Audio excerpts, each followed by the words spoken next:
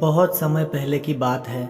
China के एक राजा ने अपने बेटे को अच्छा शासक बनाने के मकसद से एक ज़ेन मास्टर के पास भेजा।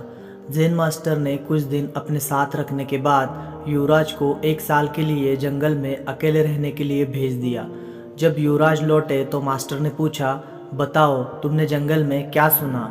राजा के बेटे ने कहा, मैंने कोयल की कूक सुनी, नदियों की कलकल सुनी, पत्तियों की सरसराहट सुनी, मधुमक्खियों की गूंजन सुनी, मैंने झिंगुरों का शोर सुना, हवा की धुन सुनी। युवराज अपना अनुभव सुनाता चला गया। जब युवराज ने अपनी बात पूरी कर ली तब मास्टर बोले, अच्छा है, अब तुम एक बार फिर जंगल जाओ और जब तक तुम्हें कुछ नई आवाज़ें ना सुनाई दे तब तक मत लौटना। 1 साल जंगल में बीत गया। जंगल में 1 साल बिताने के बाद युवराज अपने राज्य को लौटना चाहता था, पर मास्टर की बात टाल भी नहीं सकता था। इसलिए वह बेमन ही जंगल की ओर बढ़ चला। कई दिन गुजर गए पर युवराज को कोई नई आवाज़ नहीं सुनाई दी। वह परेशान हो उठा। उसने निश्चय किया कि अब वह हर आवाज़ को बड़े ध्यान से सुनेगा।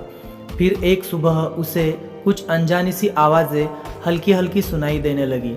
इस घटना के कुछ दिनों बाद वह ज़ेन मास्टर के पास लौटा और बोला, पहले तो मुझे वही ध्वनियाँ सुनाई दी जो पहले देती थी, लेकिन एक दिन जब मैंने बहुत ध्यान से सुनना शुरू किया तो मुझे वो सुनाई देने लगा जो पहले कभी नहीं सुनाई दिया था।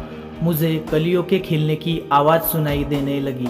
मुझे धरती पर पड़ती सूर्य की किरणें, तितलियों के गीत और घास द्वारा सुबह की ओस पीने की ध्वनियाँ सुनाई देने लगी।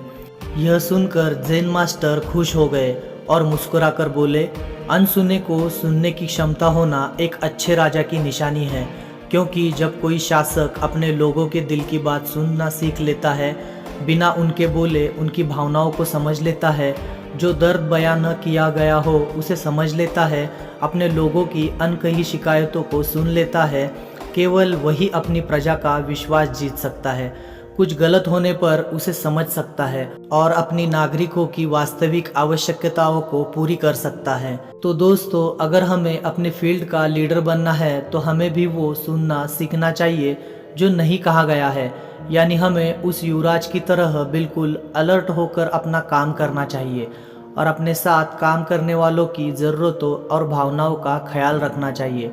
तभी हम खुद को एक ट्रू लीडर की तरह स्थापित कर सकेंगे। तो दोस्तों, आज की यह गौतम बुद्ध की कहानी आपको पसंद आई हो तो नीचे कमेंट बॉक्स में ज़रूर लिखें और चैनल पर पहली बार आए हो तो चैनल को सब्सक्राइब ज़रूर करें। उसके साथ ही इस कहानी को अपने दोस्तों के साथ शेयर करना ना भूलें। दोस्तों, आज के इस कहानी में सिर्फ इतना ही। दोस्तों, हम आपसे फिर से मिलेंगे ऐसे ही एक लाइफ चेंजिंग वीडियो के साथ। तब तक के लिए आप जहाँ भी रहिए खुश रहिए और खुशियाँ बांटते रहिए। तब तक के लिए धन्यवाद।